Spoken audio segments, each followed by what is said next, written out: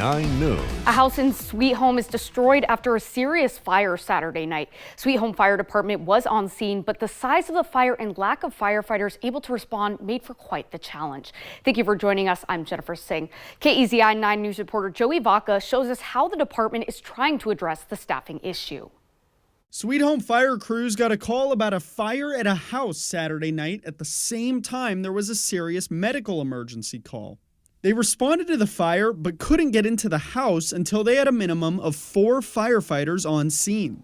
They put out a second alarm, and some neighboring agencies from Lebanon, Brownsville, and Halsey helped out. But that still wasn't enough, and they put out a third alarm. The fire was eventually put out, but the incident again shines a light on the short staffing between local fire districts. Sweet Home Fire Chief Nick Tyler says the severity of the issue has only grown. Our call volume over the last 20 years has doubled, and our volunteer numbers has been cut in half. So we're doing a lot more with a lot less. We have been able to increase career staffing, but not to the tune, to really make a big difference or sway the needle. And so our staffing is a concern every day. And while other agencies can be a real asset like this past Saturday, Tyler says they can only help so much. When it comes to mutual aid for Sweet Home, we're really limited with who we can ask for. Obviously, most of our help comes from the west in Lebanon, Brownsville. Mohawk helps out quite a bit.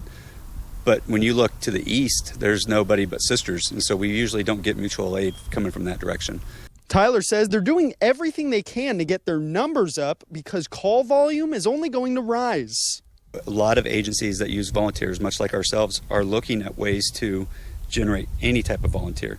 So we have a recruit and retention officer. What I've directed him to do is, if there's a person out there that wants to volunteer, we'll find a program or we'll build a program to allow them to come to the fire district and volunteer. Tyler says if there's any interest in volunteering with any district, people definitely should. Reporting in Sweet Home, Joey Vaca, KEZI 9 News.